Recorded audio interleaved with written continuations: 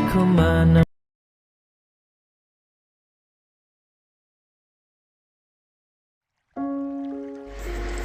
Hai netizen, selamat malam. Ketemu lagi sama Mimin di channel audio cerita. Di video kali ini, Mimin akan kembali melanjutkan cerita di channel ini. Semoga kalian terhibur dengan jalan ceritanya. Selamat membaca dan selamat mendengarkan. Benih Satu Malam Sang Dokter. Bab 001 One Night Stand. Ballroom Hotel Imperial berkilau dengan lampu kristal. Malam itu, pesta kelulusan Fakultas Kedokteran berlangsung meriah. Semua mata tertuju pada Kinara Zhao Ying, mahasiswi cerdas yang dinobatkan sebagai lulusan terbaik se-Jakarta. Wajah cantiknya berseri, meski ia tahu tak semua orang berbahagia untuknya. Dari jauh, Safira Prameswari, sahabat yang selama ini berpura-pura mendukung, menatapnya penuh iri. "Selamat ya, Kinar," ucap Safira dengan senyum manis. Tapi di balik senyum itu, hatinya membara. "Mari kita lihat apakah kau masih bisa berdiri tegak setelah malam ini." Safira telah menyiapkan siasat. Dia menuangkan cairan bening ke dalam gelas Kinara. Ketika Kinara lengah, minuman itu ia sodorkan. "Untukmu, juara kita malam ini," katanya. Kinara meneguk tanpa curiga. Tak lama, kepalanya terasa berat. Musik, cahaya, dan keramaian berubah kabur. Tubuhnya melemah. Safira menyambutnya dengan cepat, seolah peduli. "Aduh, Kinar, kamu mabuk ya? Aku antar ke kamar ya." Kinara hanya mengangguk setuju dengan pertanyaan Safira. Dengan langkah tergesa, Safira menyeret Kinara yang nyaris tak sadar menuju kamar hotel yang sudah ia siapkan. Setelah memastikan Kinara terbaring di ranjang, Safira menghubungi seorang pria tua yang sebelumnya memberinya sejumlah uang. "Wanita yang kau mau sudah ada di kamar 103, bisiknya penuh licik. "Selamat tinggal, Kinara." Safira menepuk pelan wajah Kinara dalam keadaan setengah sadar. Samar-samar Kinara menatap punggung sahabat yang selama ini dia percaya. Air mata mengalir tanpa suara isak. Sementara itu, di lantai atas hotel, Arvino Prasetya baru saja keluar dari ruang rapat. Wajahnya pucat, sejak tadi ia merasa pusing, dadanya berdebar aneh. "Aduh, Arvino, biar aku bantu," kata Rea, yang mendekat. Namun, Zaki langsung mengambil alih tubuh Arvino, karena dia tahu selama ini Arvino berusaha menjaga jarak dengan Rea. "Pak, Anda baik-baik saja?" tanya Zaki, asistennya yang selalu setia. Arvino mengangguk sama. Dia tak tahu bahwa minuman yang tadi ia terima di ruang rapat sudah dicampur sesuatu oleh Rea Anggraini, teman masa kecil sekaligus manajer perusahaannya, yang diam-diam terobsesi padanya. "Antar saya ke kamar," pinta Arvino dengan suara berat. Namun baru beberapa langkah di koridor, Zaki mendapat telepon darurat dari ruang pertemuan. Itu juga adalah ulah Rea. "Pak, ada masalah besar dengan investor. Saya harus turun, apa Anda bisa berjalan sendiri?" Arvino mengangguk. "Pergilah, aku bisa sendiri." Dengan langkah sempoyongan, Arvino berjalan mencari kamarnya. Pandangannya kabur, nomor pintu terlihat ganda. Harusnya kamar 130, tapi ia berhenti di depan kamar 103. Tanpa pikir panjang, ia memutar pintu yang ternyata memang tak dikunci. Di dalam kamar, Kinara menggeliat resah di atas ranjang. Tubuhnya panas, kepalanya berkunang. Dia setengah sadar. Berusaha bangun, namun gagal. Ketika pintu terdengar suara keras setelah ditutup, ia melihat sosok pria tinggi dengan wajah asing masuk. Tatapan mereka bertemu dalam kebingungan dan kabut kesadaran. "Siapa kau?" Suara Kinara bergetar. Arvino berusaha fokus, tapi tubuhnya seperti kehilangan kendali, nafasnya memburu. "Aku tidak tahu kenapa bisa sini. Tolong, aku tak bisa mengendalikan diriku." Dia mendekat, mencengkeram lengan Kinara, seolah mencari pegangan agar tidak jatuh. "Bantu aku. Aku berjanji akan bertanggung jawab." Tidak. Kinara dengan sisa tenaga menolak, tetapi Arvino tak mau melepaskannya. Kinara panik, mencoba menolak dengan sisa tenaga. "Lepaskan aku," serunya, namun tubuhnya lemah. Arvino membungkam mulut Kinara dengan bibirnya membuat wanita itu ikut hanyut dalam permainan Arvino karena pengaruh obat yang telah menjalar dalam mereka berdua. Sementara di koridor, Rhea berjalan cepat mencari keberadaan Arvino, tetapi dia tak lagi melihat sosok pria itu. "Sial! Di mana dia?" gumam Rhea, terus mencari keberadaan Arvino. Dia mencoba membuka semua pintu tetapi kosong, sebagian terkunci hingga Rhea tak menemukan adanya Arvino.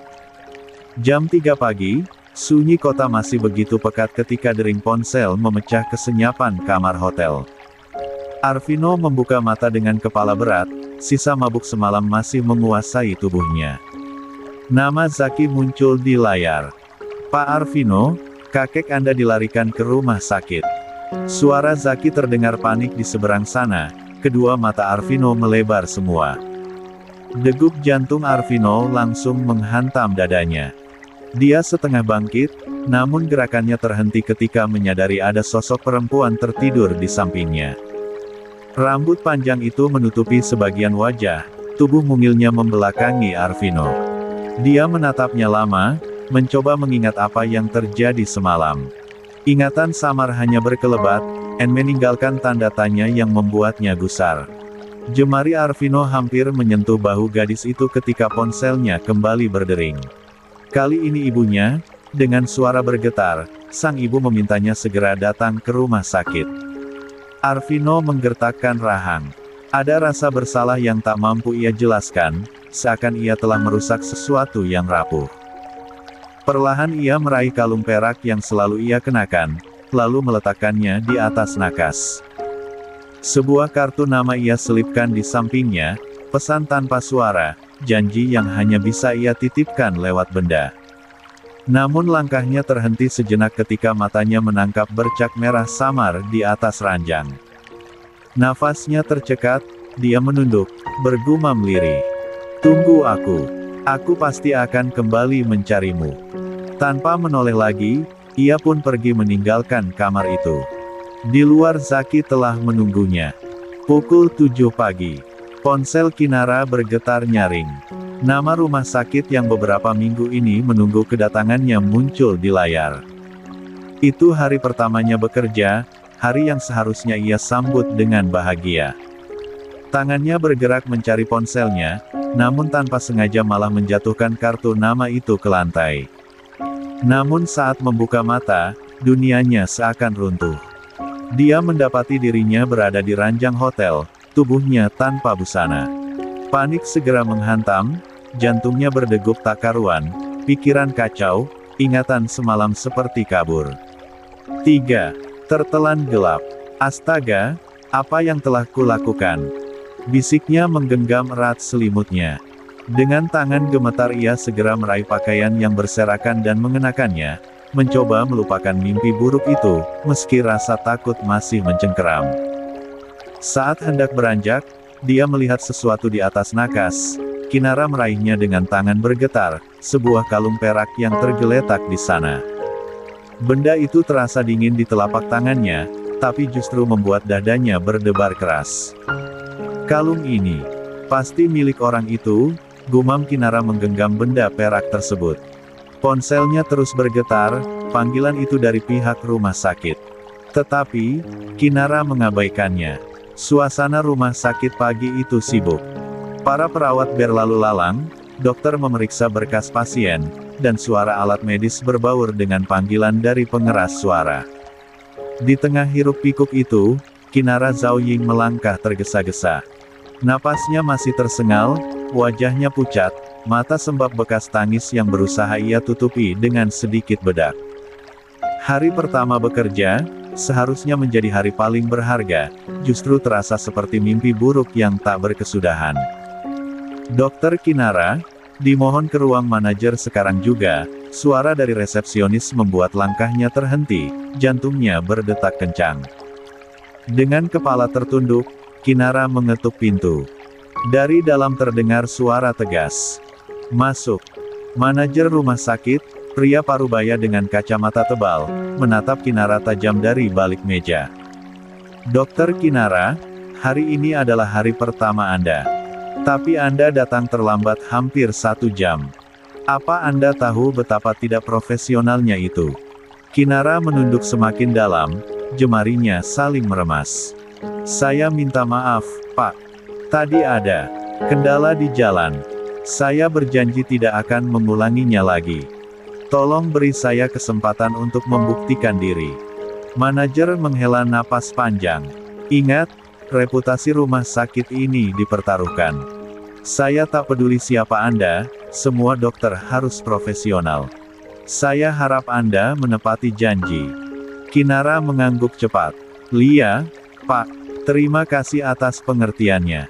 Begitu keluar dari ruangan, Kinara menarik napas panjang, berusaha menenangkan dirinya. Namun langkahnya terhenti ketika matanya menangkap sosok yang sangat ia kenal. Sahabat yang semalam mengantarnya ke kamar hotel. Sosok yang seharusnya menjadi pelindung, kini justru menjadi bayangan paling menakutkan. "Safira." Suara Kinara serak, matanya bergetar menahan emosi. "Kenapa? Kenapa kamu tega melakukan itu padaku?"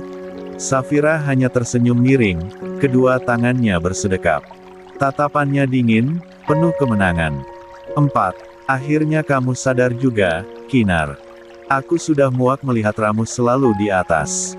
Semua orang memuji Kinara si sempurna, Kinara si pintar, Kinara si juara. Sementara aku, tak pernah ada yang benar-benar memandangku." Kinara menggenggam erat tasnya, tubuhnya bergetar. "Itu bukan alasan untuk menghancurkan hidupku, Safira. Aku percaya sama kamu. Aku anggap kamu saudara sendiri." Tawa kecil lolos dari bibir Safira, penuh ejekan. "Justru karena itu aku benci padamu. Dan semalam hanyalah permulaan, Kinar. Anggap saja hadiah perpisahan dari sahabat terbaikmu. Apakah pria tua semalam cukup menyenangkan kamu?" Sepertinya iya, cibir Safira melihat tanda merah di leher Kinara. Plak, Kinara menamparkan Safira. "Aku akan mengingat semua perlakuan kamu ini." Safira tersenyum. Senyum licik itu membuat darah Kinara membeku. Ada rasa sakit yang lebih dalam daripada luka fisik dan pengkhianatan. Kinara menatap Safira dengan mata berkaca-kaca, lalu berbalik meninggalkannya. Dalam hati, ia berjanji tak akan pernah lagi membiarkan dirinya diinjak-injak. 5:02. 3 bulan kemudian. 3 bulan telah berlalu sejak malam kelulusan yang seharusnya menjadi kenangan terindah dalam hidup Kinara Xiaoying. Rumah sakit tempatnya bekerja kini menjadi satu-satunya pelarian. Dia bekerja lebih keras dari siapapun, menutup luka dengan profesionalisme. Tapi pagi itu, sesuatu terasa berbeda. Pusing yang sudah beberapa hari ia abaikan kembali menyerang. Tangannya refleks menekan perut yang terasa aneh sejak seminggu terakhir. "Dokter Kinara, Anda pucat sekali. Perlu saya panggilkan perawat?" Suara salah satu rekannya membuatnya tersadar. Kinara tersenyum paksa. "Tidak, saya baik-baik saja. Mungkin kurang tidur." Namun di dalam hatinya, ia tahu ada sesuatu yang salah. Dan sore itu, saat semua orang sudah pulang, ia memutuskan untuk melakukan pemeriksaan sendiri di ruang laboratorium. Jarum suntik menusuk kulitnya, tabung uji terisi, dan jarum jam berdetak seperti menunggu vonis. Ketika hasilnya keluar, dunia Kinara runtuh seketika. "Oh, positif hamil." Bibir Kinara bergetar menatap hasil itu. Kertas hasil tes itu jatuh dari tangannya. Tubuhnya lemas bersandar di dinding ruang laboratorium yang dingin. Air matanya menetes satu persatu tanpa suara. Semua kenangan malam itu datang silih berganti, rasa pusing, cahaya kabur, sosok pria asing, kalung perak, lalu pagi dengan bercak merah di spray. Tidak, ini tidak mungkin. bisiknya lirih, menutup mulut dengan telapak tangan. Dia menatap perutnya sendiri dengan gemetar. Keesokan harinya, rumah sakit dipenuhi suasana hangat.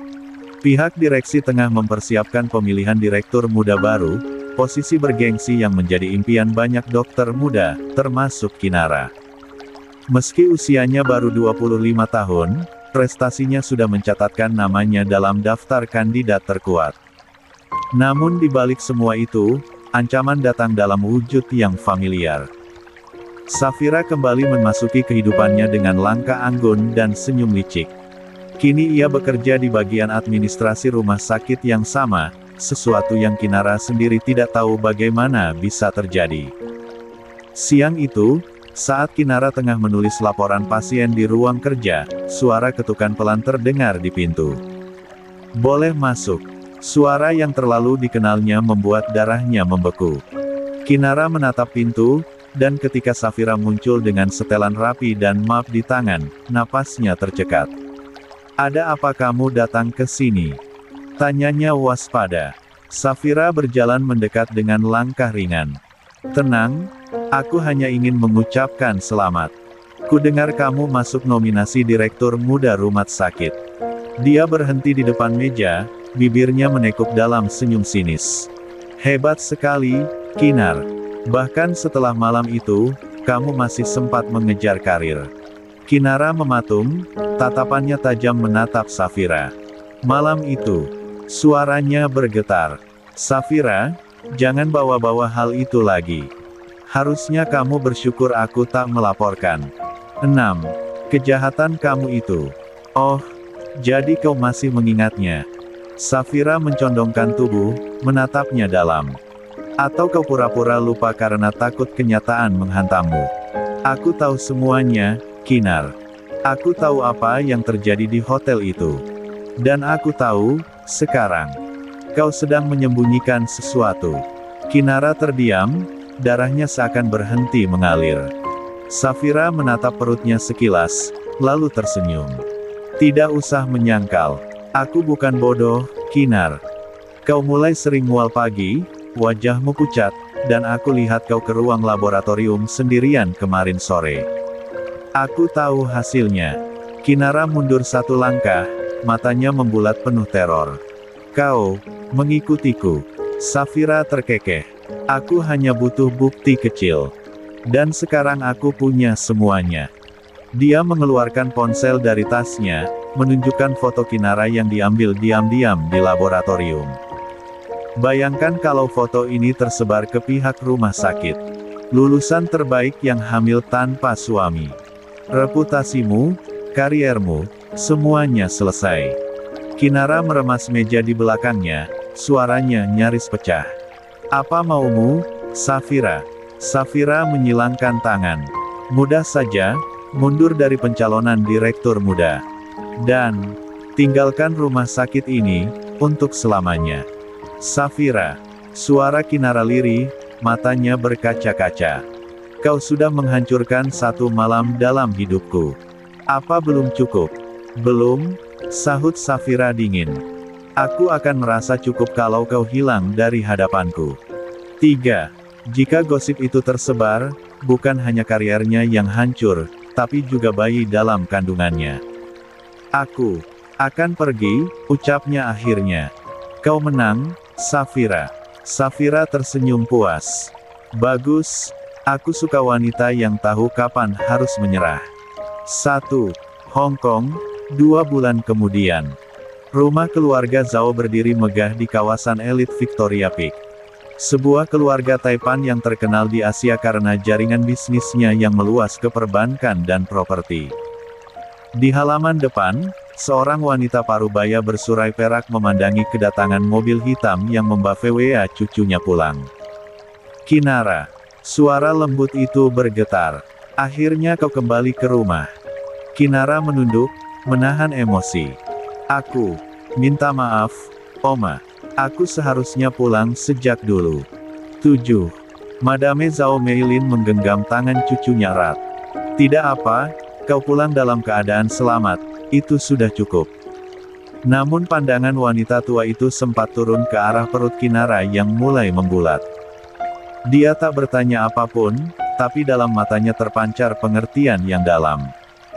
Sementara itu, jauh di Jakarta, Arvino Prasetya berdiri di depan layar besar ruang kerjanya.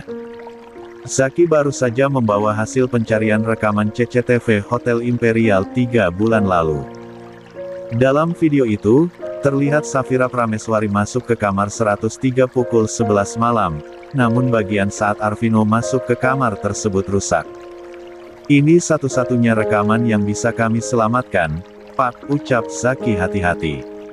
Arvino menatap layar itu dalam diam.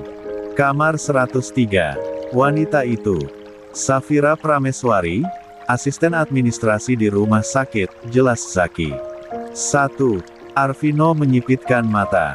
Temui wanita itu, aku meninggalkan sesuatu untuknya. Tetapi, dia tak menghubungiku. Zaki menatap bingung. Anda yakin, Pak? Arvino mengangguk pelan. Aku yakin. Aku perlu bertanggung jawab, katanya.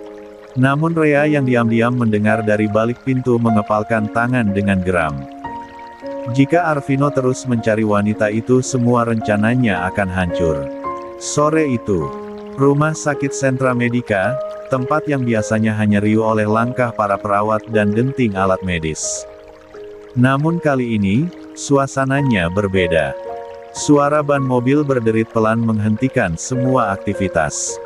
Dari gerbang utama, konvoi mobil hitam mewah berderet rapi memasuki area parkir.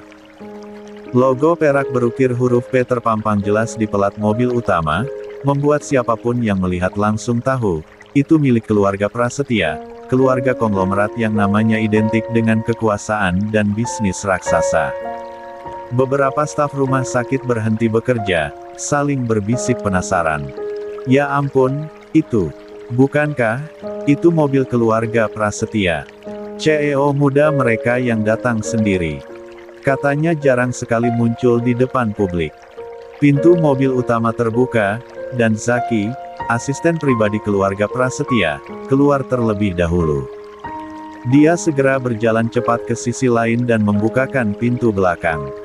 Dari dalam mobil, keluar sosok pria tinggi dengan wajah tenang dan berwibawa, Arvino Prasetya. Garis rahangnya tegas, tatapan matanya tajam tapi penuh ketenangan yang berbahaya. Setelan hitam yang melekat sempurna di tubuhnya membuatnya tampak seperti lukisan hidup dari kemewahan dan kuasa. 8. Dia nyata, bisik salah satu perawat muda. Dia lebih tampan dari di majalah bisnis. Timpal yang lain. Namun pria itu tidak memperhatikan siapapun. Tatapannya fokus, dingin, dan jelas memiliki tujuan. Seorang pria parubaya berseragam dokter mendekat, membungkuk sopan. Selamat sore, Tuan Prasetya. Suatu kehormatan besar Anda berkunjung ke rumah sakit kami. Ada yang bisa kami bantu? Arvino menoleh singkat. Saya ingin bertemu seseorang. Oh, tentu, Tuan. Dengan siapa? Safira Prameswari, jawabnya datar. Beberapa staf yang mendengar spontan saling pandang. Nama itu bukan nama asing di rumah sakit, Safira dikenal sebagai staf administrasi yang ambisius dan baru beberapa bulan bekerja di sana. Dokter parubaya itu tampak ragu sejenak sebelum tersenyum sopan. Tentu, kami akan segera memanggilnya. Namun sebelum berbalik, Zaki menambahkan dengan suara lantang, cukup untuk didengar semua orang. Perkenalkan, Nona Safira adalah calon istri dari Tuan Arvino Prasetya. 1. Calon istri. Safira. Yang benar saja. Dia mau menikah dengan CEO keluarga Prasetya. Para perawat menutup mulut mereka, beberapa bahkan tampak terpaku antara terkejut dan iri. Atasan rumah sakit segera memanggil staf lain. Cepat panggil Nona Safira. Katakan ada tamu penting yang ingin bertemu. Di ruang administrasi, Safira yang tengah mengecek berkas hampir menjatuhkan pena ketika seorang staf berlari menghampiri. Nona Safira, kau dipanggil ke lobi utama. Ada. Tuan Arvino Prasetya mencarimu. Siapa? Suaranya serak, Tak percaya. Tuan Arvino sendiri. Katanya kau calon istrinya. Jantung Safira berdetak begitu cepat hingga dia hampir kehilangan keseimbangan. Safira menatap dirinya di cermin kecil di meja. Dia menepuk pipinya pelan, menegakkan bahu, dan tersenyum puas. Semua mata tertuju pada Safira yang datang dengan pakaian rapi, wajahnya dirias sederhana tapi menawan. Ketika ia berjalan mendekati Arvino, waktu seolah melambat. Arvino menatapnya lama, tatapannya tajam, mencoba mengenali. 9. Jadi, kau, Safira Prameswari. Safira tersenyum lembut, menunduk sopan. Benar, Tuan. Zaki berdiri di sisi Arvino, membisikkan pelan, Tuan, ini wanita yang ada di rekaman CCTV malam itu. Dia masuk ke kamar 103 sebelum sistem rusak. Arvino menatap Safira lebih lama lagi. Dalam matanya, ada sisa kebingungan dan rasa bersalah yang ia bawa selama berbulan-bulan. Dia tidak mengingat wajah wanita di malam itu dengan jelas, hanya potongan memori samar dan perasaan bersalah yang menyesakkan. Kalau begitu, ucapnya perlahan, kau wanita itu. Safira menunduk, pura-pura menahan haru. Ya, Tuan. Malam itu, segalanya terjadi begitu cepat. Saya tidak bermaksud, tapi saya tidak bisa lari dari kenyataan. Beberapa staf di sekitar menatap mereka dengan tatapan campur aduk, antara terkejut, kagum, dan iri. Arvino mengembuskan napas panjang. Baiklah, aku akan bertanggung jawab. Suara itu tenang, tapi tegas, tak bisa dibantah. Aku tidak ingin ada wanita yang terluka karena kelalaianku. Safira menatapnya, pura-pura meneteskan air mata. Tuan Arvino, Anda sungguh lelaki terhormat. Mulai hari ini, lanjut Arvino, menatap matanya lurus, kau adalah wanitaku. Bisikan kecil terdengar di sekitar mereka, sebagian menahan napas. Namun sebelum Safira bisa bicara, Arvino menambahkan, tapi aku tidak bisa menikah sekarang. Aku tidak akan menikah tanpa cinta. Safira mengangguk cepat, menyembunyikan kilatan licik di matanya. Saya mengerti, Tuan. Aku akan mengatur pertunangan resmi dalam waktu dekat, kata Arvino lagi. Semua kebutuhanmu akan kutanggung. Dan, lah menatap ke arah Zaki. Siapkan villa di kawasan puncak untuknya. Pastikan semua fasilitas lengkap. Zaki mengangguk. Baik, Tuan. Safira menunduk dalam-dalam. Terima kasih, Tuan Arvino. Saya tidak akan mengecewakan Anda. Tapi di balik senyumnya, pikirannya berputar cepat. Kini ia tahu, pria di malam itu adalah Arvino Prasetya, pewaris keluarga raksasa. Dan Kinara gadis malang itu rupanya tidur dengan pria yang bahkan tak ia kena. Untung aku sudah menyingkirkannya lebih dulu, pikir Safira puas, menatap matahari sore yang mulai tenggelam di balik kaca gedung. Sekarang, giliran aku yang menikmati semua yang seharusnya milikmu, Kinara. Semoga kau tidak pernah kembali untuk merusak kebahagiaan baruku. Sore itu, halaman rumah sakit dipenuhi sorak kecil dan tepuk tangan. Semua orang menyalami Safira, mengucapkan 10. Di Hong Kong, malam hari. Kinara duduk di balkon kamar, menatap kota yang tak pernah tidur. Di tangannya, kalung perak dengan inisial AS masih ia genggam setiap malam sebelum tidur. Siapa kau sebenarnya? Gumamnya, mengelus perutnya perlahan. Bayi dalam kandungannya bergerak kecil, membuatnya tersenyum tipis di tengah air mata. Mungkin, suatu hari nanti, aku akan mempertemukanmu dengan ayahmu. Tapi untuk sekarang, biarlah rahasia ini hanya milik kita berdua. 11.03. 6 tahun kemudian. Langit sore di Bandara Soekarno-Hatta berwarna keemasan, memantulkan sinar matahari yang lembut pada kaca-kaca besar terminal keberangkatan internasional.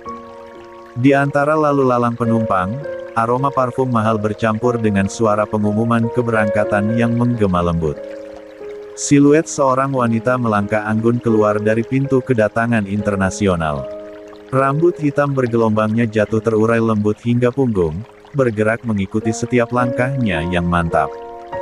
Kinara Zhao Ying atau kini lebih dikenal dengan nama profesionalnya, Dr. Zhao, dokter ahli sekaligus ilmuwan medis yang reputasinya sudah mendunia, baru saja kembali ke Indonesia setelah 6 tahun menetap di Hong Kong. Di sisi kirinya, berjalan seorang bocah laki-laki tampan berusia sekitar 5 tahun. Rambutnya berwarna coklat gelap, mata tajam seperti batu safir, dan langkahnya begitu percaya diri meski tubuhnya mungil. Dia mengenakan kemeja putih dengan celana hitam kecil, dan kacamata hitam yang membuatnya terlihat seperti model kecil yang turun dari majalah mode anak. Dia Ethan Zhao Ying. Anak itu berjalan tegap, menenteng tas kecil di bahunya sambil menatap sekeliling dengan ekspresi kritis khas bocah cerdas. Dia menoleh ke arah ibunya yang sibuk menatap papan kedatangan. "Mommy," panggilnya dengan suara jenaka. "Apa kita akan menemukan suami untuk Mommy di sini?" Pertanyaan itu langsung membuat langkah Kinara terhenti. Orang-orang di sekitar yang sempat mendengarnya menoleh penasaran, sebagian tertawa kecil. Kinara menatap putranya dengan ekspresi setengah kaget, setengah geli. "Oh, astaga, Ethan. Fokus, sayang," katanya sambil menunduk, membenarkan topi kecil di kepala anaknya. "Kita kesini untuk tugas, bukan cari suami." Ethan mengerucutkan bibirnya, wajahnya merengut dengan lucu. "Tapi Mommy selalu sendirian, Ethan cuma mau Mommy bahagia." Kinara menatap bocah itu lama, senyum lembut terbit di sudut bibirnya. "Mommy sudah bahagia, sayang. Mommy punya kamu." Anak itu mendengus, tapi akhirnya tersenyum kecil juga. Mereka melanjutkan langkah. Semua mata yang mereka lewati memandang kagum. Kombinasi elegan seorang wanita cantik dan anak laki-laki tampan itu menciptakan pemandangan yang terlalu memukau untuk diabaikan. Namun di balik senyum tenangnya, masih tersimpan rahasia yang hanya dia dan Tuhan yang tahu, asal-usul Ethan. Setelah tiba di lobi bandara, Kinara memeriksa ponsel dan mendesah pelan. "Astaga, Mommy lupa berkas penelitian itu di ruang pengambilan bagasi," gumamnya dengan sedikit panik. Ethan menatap ibunya dengan mata besar. "Mommy mau ambil dulu. 12. Lia, sayang. Kamu tunggu di ruang tunggu VIP ya. Jangan kemana-mana." "Baik, Mommy." Ethan mengangguk patuh. Kinara berjongkok, membenarkan kerah bajunya, lalu menatapnya serius. "Jangan bicara dengan orang asing." Ethan mengangkat alis, menatap ibunya dengan gaya sok dewasa. "Mommy, aku bukan anak kecil lagi, aku bisa jaga diri." Kinara tertawa kecil, mencium dahinya, lalu berbalik pergi. Gaun panjangnya bergoyang ringan seiring langkahnya yang anggun menjauh di antara kerumunan. Di sisi lain bandara, Arvino Prasetya baru saja turun dari pesawat jet pribadinya. 6 tahun berlalu, dan pria itu tampak semakin berkarisma. Rambutnya sedikit lebih panjang, wajahnya lebih dewasa, tapi auranya tetap sama, dingin, berwibawa, dan penuh kendali. Setelan abu-abu tua menempel sempurna di tubuhnya yang tegap, mencerminkan citra CE0 kelas dunia. Di belakangnya, Zaki, asisten setia yang kini berusia lebih matang, berjalan membawa berkas-berkas penting. "Selamat datang kembali di Jakarta, Tuan Arvino," ucap Zaki dengan sopan. Arvino mengangguk singkat. "Aku sudah 2 bulan tidak menginjakan kaki di kota ini. Banyak yang berubah, Tuan. Termasuk rumah sakit utama Prasetya Group yang Anda bangun 6 tahun lalu. Sekarang mereka kedatangan dokter ilmuwan baru dari Hong Kong. Namanya Dr. Zhao. Semua orang membicarakan kecerdasannya." Arvino menoleh sekilas. "Dr. Zhao. Lia, Tuan," katanya wanita muda, "sangat berbakat. Bahkan mampu menemukan metode terapi genetik baru. Dr. Zhao, bisa untuk dokter pribadi Tuan besar." Arvino tidak terlalu memedulikan. Dia hanya mengangguk datar dan terus berjalan. Namun langkahnya tertahan ketika mereka tiba di ruang tunggu utama bandara. Di sana, seorang bocah laki-laki tengah duduk di kursi kulit, kakinya disilangkan santai, wajahnya disembunyikan di balik kacamata hitam. Bocah itu terlihat seperti miniatur pria dewasa. Namun begitu Arvino lewat, bocah itu menoleh dan sesuatu di dalam dirinya bergetar tanpa alasan. Ethan menatap pria itu lama. Sesuatu dalam dirinya berbisik pelan, seperti insting anak kecil yang tak bisa dijelaskan. Dan tanpa berpikir panjang, bocah itu berlari. "Daddy!" teriak Ethan sambil memeluk paha pria dewasa itu kuat-kuat. Langkah Arvino langsung terhenti. Zaki membelalakan mata, hampir menjatuhkan berkas di tangannya. "Apa?" Semua orang di sekitar menatap ke arah mereka. Arvino menunduk kaget, seorang bocah kecil berwajah tampan kini 13. Sedang menempel di kakinya, memeluknya dengan ekspresi gembira seolah benar-benar menemukan ayah kandungnya. Zaki segera melangkah maju dan mencoba melepaskan tangan kecil itu. "Nak, kau salah orang. Ini bukan ayahmu. Ini Tuan Arvino, bosku." Namun Ethan justru semakin erat memeluk. "Tapi dia mirip Daddy yang Mommy ceritain." Zaki terdiam, antara ingin tertawa dan bingung. "Oh Tuhan, anak ini."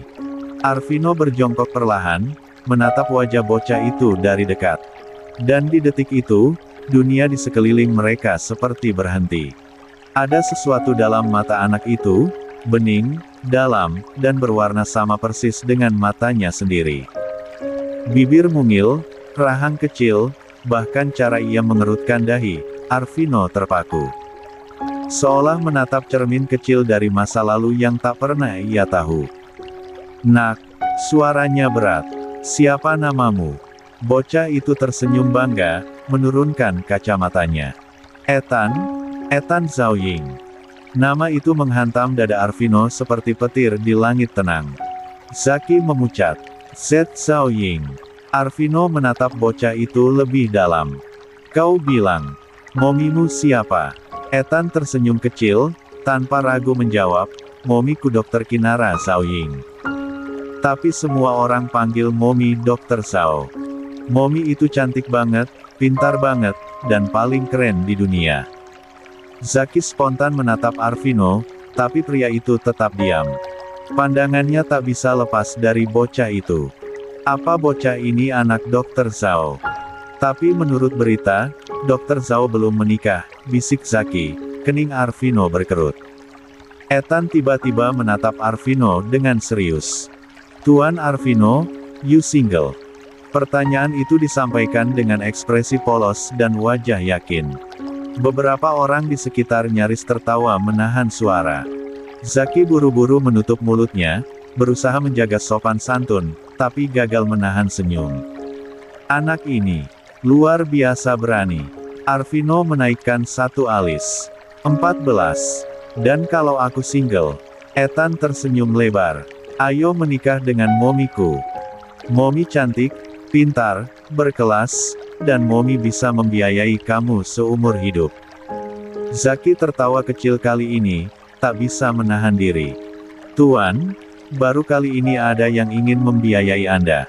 Bahkan Arvino tersenyum tipis, senyum pertama yang muncul di wajahnya setelah sekian lama. Dia menatap bocah itu dengan rasa penasaran yang tak bisa ia pahami. Ada kehangatan aneh di dadanya yang sudah lama ia lupakan. Dia berjongkok lebih dekat, mengelus lembut rambut Ethan. "Momi, kamu pasti wanita yang luar biasa. Momi paling hebat di dunia." Jawab Ethan cepat, penuh keyakinan. Arvino menatap bocah itu lama, seolah ingin mengukir setiap detail wajahnya. Namun sebelum ia bisa bicara lebih jauh, sebuah suara lembut tapi tegas terdengar dari kejauhan. "Ethan, sayang, Ethan." Ethan langsung menoleh, wajahnya berubah canggung. Oh. Dari arah koridor, seorang wanita berjalan cepat mendekat. Rambutnya berkilau di bawah cahaya, langkahnya elegan, matanya tajam tapi lembut. Arvino mendongak, dan waktu seakan berhenti. "Momi." Suara Ethan lirih. "Aku sudah ketemu calon suami untuk Momi." Kinara tertegun, sementara tatapan Arvino tak bergeser sedikit pun dari wajahnya. 15:04. Dunia terlalu sempit. Atau jodoh semakin mendekat. Ethan, Momi kan udah bilang jangan. Dia menoleh pada Arvino dan membungkuk sopan. Maaf, Tuan. Anak saya memang agak aktif. Saya mohon maaf kalau dia membuat Anda tidak nyaman. Arvino menatapnya, bingung antara terkejut dan kagum. Tapi kata-kata yang keluar dari mulutnya justru dingin dan tajam. Seorang ibu yang baik seharusnya bisa mendidik anaknya untuk tidak memeluk orang asing sembarangan, apalagi memanggil mereka Dedi. Kinara yang tadinya masih menunduk langsung mengangkat wajahnya. Tatapannya berubah tajam, seperti pisau yang menusuk balik. Maaf. Suaranya meninggi. Anda baru saja menghina saya. Arvino menyilangkan tangan di dada, tak gentar. Saya hanya menyampaikan fakta. Kinara tersenyum tipis, senyum sinis yang berbahaya. Kalaupun di dunia ini hanya tersisa Anda seorang laki-laki, katanya dengan nada tegas, saya tetap tidak akan menikah dengan Anda, dasar muka tembok kaku. Zaki, yang berdiri di belakang Arvino, spontan menunduk sambil menahan tawa keras-keras. Belum pernah, seumur hidupnya, ada yang berani berbicara seperti itu pada Arvino Prasetya. Momi, seru Ethan tiba-tiba. Momi pandai mendidik anak.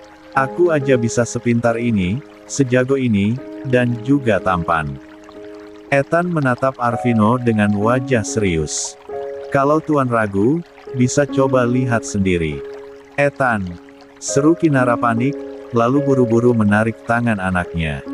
Dia menerima panggilan telepon dari seseorang dan langsung menegakkan tubuh. Baik, saya segera keluar. Jemputan saya sudah datang. Katanya cepat. Sebelum benar-benar pergi, Ethan menoleh lagi pada Arvino dan melambai kecil. Selamat tinggal, Dedi, katanya dengan senyum menggoda khas anak cerdas. Kinara langsung menutup mulut anaknya dengan tangannya dan menyeretnya pelan menjauh. Langkah mereka cepat menghilang di balik kerumunan, meninggalkan Arvino yang masih diam mematung, dengan ekspresi campuran antara bingung dan penasaran. Zaki menatap bosnya. Tuan, Anda baik-baik saja. Arvino tak menjawab, pandangannya masih terpaku pada arah kepergian Kinara. Sebuah rasa aneh muncul di dadanya, sesuatu yang tak bisa dia jelaskan, perasaan itu tak asing baginya. Beberapa saat kemudian, Zaki memecah keheningan. 16. Oh ya, Tuan. Saya baru dapat kabar. Dr. Zhao sudah tiba di Indonesia. Tapi jadwalnya padat, belum ada yang bisa membuat janji dengannya. Arvino mengangguk pelan, masih dengan tatapan kosong. Hubungi terus, katanya akhirnya, suaranya rendah namun penuh tekad. Kakek butuh pertolongan segera. Sudah 6 tahun. Tapi penyakit itu belum juga sembuh. Zaki mengangguk dan menatap layar ponselnya, sementara Arvino masih berdiri di tempat yang sama, pikirannya jauh melayang. Sementara itu, di luar bandara, mobil hitam elegan melaju perlahan membawa Kinara dan Ethan pergi. Kinara menatap putranya lewat kaca spion kecil. Ethan Zhaoying, katanya lirih, kamu bikin Momi malu setengah mati. Tapi bocah itu hanya tersenyum lebar. Tapi Momi lihat sendiri kan. Dedi ganteng banget. Dia sangat cocok jadi Dedi aku dan suami Momi. Kinara menghela napas panjang sambil menatap keluar jendela. Dia tidak tahu kalau pria yang baru saja ditemuinya dan yang dipanggil Dedi oleh anaknya adalah lelaki yang sama, 6 tahun lalu, yang telah mengubah hidupnya selamanya. Angin sore berhembus lembut menyapu deretan pepohonan yang berdiri rapi di area perbukitan elit tempat deretan villa keluarga konglomerat berdiri. Sebuah mobil hitam berhenti di depan salah satu villa megah bergaya perpaduan klasik Eropa dan sentuhan Oriental. Gerbang otomatis terbuka perlahan, memperlihatkan halaman luas dengan taman bunga yang tertata rapi dan kolam kecil yang memantulkan cahaya jingga matahari sore. Dari dalam mobil, Kinara Zhaoying turun dengan langkah anggun namun tertegun. Tangannya menggenggam erat jemari mungil putranya, Ethan, yang matanya membulat takjub menatap bangunan megah di hadapan mereka. "Mommy, ini rumah kita," serunya antusias. Suaranya yang riang menggema di halaman luas itu.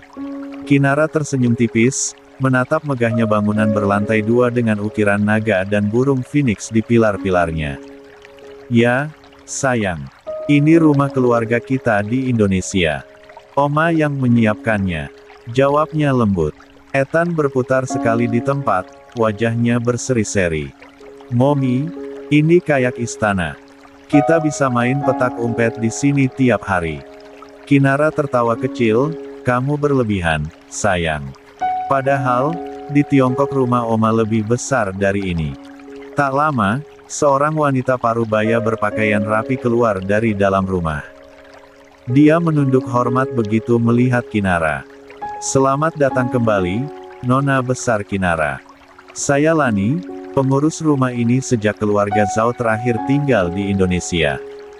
Madame Zhao Meilin sudah memberitahu saya bahwa Anda akan datang. Semuanya sudah disiapkan." 17. Kinara menatap wanita itu ramah, meski sorot matanya masih memancarkan aura tegas. "Terima kasih, Bu Lani. Anda sudah repot-repot menyiapkan semuanya." "Tidak apa, Nona," jawab Lani cepat. "Ini sudah menjadi tanggung jawab saya sejak dulu. Mari, biar saya bantu membawa koper Anda." Kinara mengangguk sopan dan menyerahkan koper besar di sampingnya. Sementara itu, Ethan yang sudah tak sabar langsung berlari masuk ke dalam rumah. "Mommy, ada kolanem ikan. Dan piano besar. Mommy, ini luar biasa." Kinara hanya tersenyum mendengar teriakan itu, lalu melangkah menyusul pelan. Namun baru satu langkah kakinya melewati ambang pintu, suara mesin mobil terdengar berhenti di sebelah villa mereka. Refleks, Kinara menoleh, sebuah mobil hitam elegan, dengan plat yang terlalu familiar berhenti di halaman villa di sampingnya. Dari dalamnya, Arvino Prasetya keluar bersama Zaki. Pria itu masih mengenakan jas hitam dengan kemeja abu-abu muda, rambutnya rapi, aura elegannya terasa kuat bahkan dari jarak jauh. Kening Kinara berkerut, jemarinya yang memegang gagang pintu berhenti di udara. "Serius?" gumamnya pelan, nada suaranya seperti menahan kesal. Dunia ini terlalu sempit sampai-sampai harus jadi tetangga sama pria muka tembok itu. Zaki tampak tengah memberi instruksi pada staf villa mereka, sementara Arvino melangkah pelan sambil berbicara lewat ponselnya. Tatapan matanya tanpa sengaja berpapasan dengan mata Kinara yang berdiri di depan pintu villa sebelah. Kinara segera membuang pandangannya, menarik napas panjang, dan berkata lirih tanpa menatapnya lagi. "Sudahlah, tidak penting." Dia lalu melangkah masuk ke rumah, menutup pintu perlahan tapi tegas. Nada bantingan kecil terdengar, cukup untuk membuat Zaki menoleh heran ke arah suara itu. Belum sempat ia beranjak masuk, suara ceria dari arah belakang membuat langkah Arvino berhenti. "Vino." Suara itu begitu lembut dan manja dan saat Arvino menoleh, sosok Safira sudah berlari kecil ke arahnya dengan senyum lebar.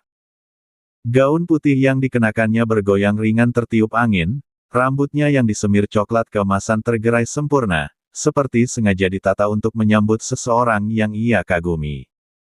Safira langsung memeluk lengan Arvino erat-erat, matanya berkilat bahagia. "Akhirnya kamu datang juga. Aku sudah menyiapkan semua makanan kesukaanmu di dalam. Bahkan masakan dari chef yang kamu suka waktu di Paris dulu," katanya riang. Zaki yang berdiri di samping hanya bisa menatap dengan ekspresi canggung. Dia tahu betul, Arvino tidak nyaman dengan pelukan atau kedekatan seperti itu, apalagi di depan umum. Arvino tersenyum sopan namun kaku. "Terima kasih, Safira. Kamu tidak perlu repot-repot. Aku cuma ingin istirahat dan menengok kakek besok pagi." 18.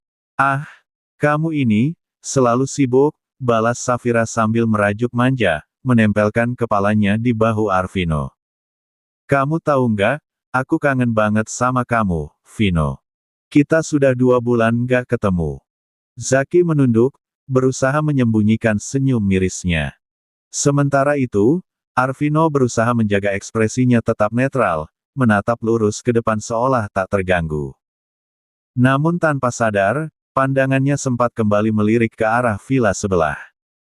Sekilas, tirai di jendela lantai 2 bergerak, memperlihatkan bayangan samar sosok wanita berambut panjang yang sedang berbicara dengan seorang bocah kecil di dalam rumah. Bayangan itu cukup membuat dada Arvino bergetar aneh tanpa ia tahu kenapa. "Vino," panggil Safira lembut, menyadari pria itu melamun. Arvino cepat-cepat memalingkan wajah. Tidak, hanya lelah. Safira tersenyum manis, menggandengnya masuk ke dalam villa. "Kalau begitu ayo makan malam dulu. Aku mau kamu coba menu yang aku pesan khusus buat kamu." "Oh ya? Nanti malam aku juga mau kasih kejutan kecil," ucapnya dengan tawa manja. Sementara pintu villa Arvino tertutup di belakang mereka, angin sore berembus lembut membawa aroma bunga melati dari taman antara dua villa itu. "Momi," suara kecil Ethan memecah lamunannya. Kinara menoleh, tersenyum tipis. "Ya, sayang. Aku akan mengatur kencan buta Momi di sini." "Banyak CEO kaya di Indonesia," ujar Ethan. Kinara menghela napas dan mengusap rambut sang anak. "Kamu persis seperti Oma," kata Kinara dan berlalu pergi. 19:05 Perusahaan Prasetya. Ethan menatap keluar kaca besar gedung. Pandangannya tertarik pada seorang penjual balon berwarna-warni di seberang jalan. Tanpa pikir panjang, anak kecil itu berlari keluar dari lobi untuk mengejarnya. Namun tepat di saat bersamaan, Safira, tunangan Arvino, baru saja turun dari mobilnya dan melangkah masuk ke gedung dengan langkah anggun namun angkuh. Dia tak sempat memperhatikan bocah kecil yang berlari ke arahnya, hingga tubuh kecil itu menabrak kakinya cukup keras. Safira terhuyung dan mendesis kesal. "Astaga! Anak siapa ini?" serunya dengan nada tinggi, menarik perhatian semua orang di lobi. Ethan mendongak dengan wajah panik, dia lalu membungkuk dan berkata, "Maaf, Tante, aku nggak sengaja." Namun Safira tak memberi kesempatan untuk menjelaskan. Dia langsung menatap tajam, suaranya meninggi. "Kau pikir tempat ini taman bermain? Ini area bisnis orang dewasa, bukan tempat anak kecil berkeliaran." Beberapa karyawan yang lewat segera menunduk, takut terlibat. Resepsionis yang mengenali Ethan segera maju dengan wajah gugup. "Nona Safira, anak ini tamu penting perusahaan. Dia datang bersama Dr. Zhao." Namun Safira hanya menatap dengan sinis. "Tamu penting. Jangan bercanda. Siapapun dia, harusnya diajari sopan santun sebelum masuk ke gedung besar seperti ini." Suasana lobi mendadak tegang. Beberapa karyawan saling berpandangan, tak percaya melihat tunangan sang CEO berteriak kepada anak kecil di tempat umum. 1. Sementara itu di ruang pertemuan di lantai 6 gedung Prasetya Group terasa dingin dan sunyi. Kinara duduk dengan tenang di kursi tamu, menunggu seseorang datang. Namun baru beberapa menit berlalu, pintu ruangan terbuk dan langkah tegap seorang pria masuk. Begitu mata mereka saling bertemu, waktu seolah berhenti. Tatapan pria itu tajam, sama seperti saat mereka bertemu di bandara. Hanya saja kini, sinar dingin di matanya lebih kuat, lebih menghakimi. "Kau lagi," ucap Arvino dengan nada menahan emosi. "Apa ini kebetulan, atau kau memang sengaja mengejarku sampai ke sini?" Kinara menegakkan tubuhnya, berusaha menahan keterkejutannya. "Aku tidak mengerti apa maksudmu, Tuan Arvino." Namun Arvino malah terkekeh pelan, nada suaranya sinis. "Oh, tentu kau mengerti. Setelah hari itu, sekarang kau datang ke kantorku, membawa anak kecil, pura-pura tidak tahu apa-apa. Kau pikir aku tak bisa menebak maksudmu? 20. Sungguh ambisius, ingin menjadikan anak itu alasan untuk membuatku menikah denganmu." Suara pria itu terdengar tajam, penuh penghinaan. Kinara mengepalkan tangannya kuat-kuat, wajahnya memerah antara marah dan tidak percaya. Tuan Arvino, jaga ucapan Anda. Saya datang ke sini atas undangan resmi dari perusahaan Anda, bukan untuk hal memalukan seperti yang Anda pikirkan. Undangan resmi. Arvino menyeringai kecil. Lucu sekali, kau benar-benar pandai memutar keadaan. Kinara berdiri dari kursinya, matanya berkilat tajam. Tuan Arvino, saya tidak punya waktu untuk disudutkan oleh kesalahpahaman yang Anda ciptakan sendiri. Saya datang ke sini sebagai profesional, bukan sebagai wanita yang ingin mengejar Anda. Apalagi yang ingin Anda nikahi. Ketegangan di ruangan itu hampir bisa dirasakan di udara. Tepat saat nada mereka semakin meninggi, pintu kembali terbuka dan Zaki masuk dengan tergesa. Kau, Tuan Arvino, maaf mengganggu. Dokter Zhao sudah tiba, potong Zaki segera begitu masuk. Keduanya sontak menoleh. Arvino menarik napas kasar, berusaha menenangkan diri. Baik, suruh dia masuk. Dan tolong urus wanita ini keluar dari sini sebelum mempemalukan dirinya lebih jauh. Kinara menatapnya dengan mata berkilat, sementara Zaki tampak kebingungan. Dia baru saja menerima dokumen profil tamu yang bernama Dr. Zhao Meilin dan anaknya, Ethan Zhao. Namun ketika matanya menatap Kinara lebih lama darahnya seolah berhenti mengalir. Tuan Arvino, katanya terbata. Wanita ini. Dia Dr. Zhao yang saya maksud. Ruangan itu membeku. Arvino menatap Zaki dengan dahi berkerut dalam, lalu kembali memandangi Kinara dari ujung kepala hingga kaki. Kau bercanda, kan? Ujarnya datar. Bagaimana mungkin gadis sederhana seperti dia? Arvino menghela napasnya berulang kali. Adalah Dr. Zhao. Potong Zaki dengan nada yakin, menatap Arvino serius. Kinara tidak berkata apapun, dia hanya menatap balik dengan dingin. Membiarkan kesadaran itu menghantam pria yang baru saja menuduhnya. Suasana hening itu pecah ketika telepon meja ruang itu berdering keras.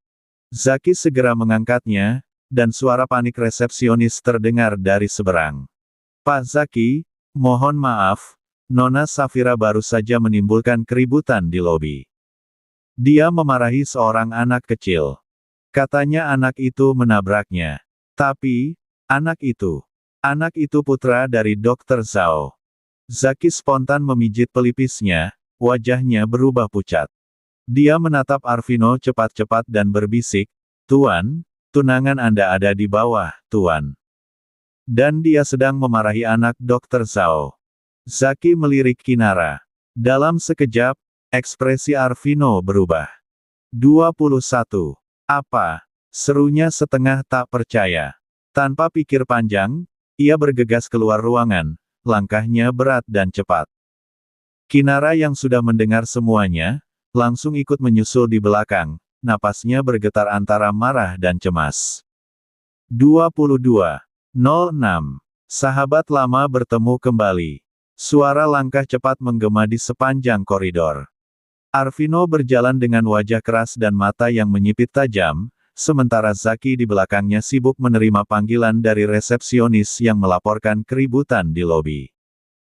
Safira berdiri di tengah ruangan, wajahnya merah padam karena amarah, sementara di depannya seorang bocah laki-laki sekitar 5 tahun berdiri tegak, kedua tangannya terkepal, sorot matanya tajam meski tubuhnya mungil. Dasar anak kecil tak tahu sopan santun. Bentak Safira, menunjuk ke arah Ethan. Kau berani menabrak orang dewasa dan hanya bilang maaf lalu pergi begitu saja. Ethan menatapnya tanpa gentar. Aku udah minta maaf, Tante. Tapi Tante malah marah-marah terus ucapnya tenang tapi tegas. Kalau Tante tidak mau ditabrak, seharusnya jangan berhenti mendadak di tengah jalan. Kata-kata polos itu seperti tamparan bagi Safira. Wajahnya langsung berubah merah padam. Kurang ajar. Serunya, mengangkat tangan hendak menamparkan.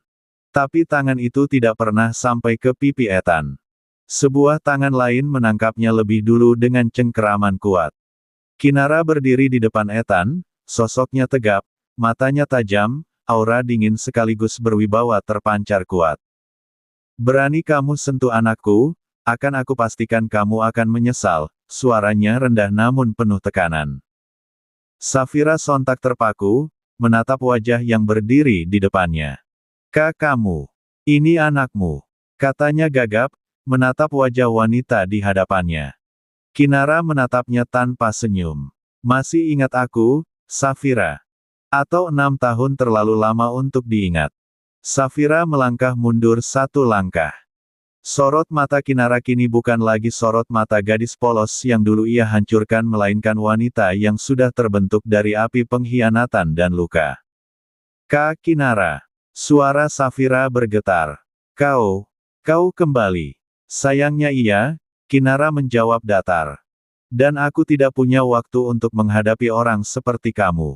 Safira berusaha menahan ketegangan dengan tawa miring. Kau pikir dengan kembali dan membawa bocah itu, kau bisa menyaingi posisiku sekarang. Aku tunangan Tuan Arvino, pemilik tempat ini, jadi kalau kau... Cukup. Suara berat dan dingin itu datang dari belakang. Arvino berjalan mendekat, setiap langkahnya memancarkan wibawa yang membuat suasana di sekitar langsung hening. Semua staf menunduk, bahkan Safira pun menahan napas.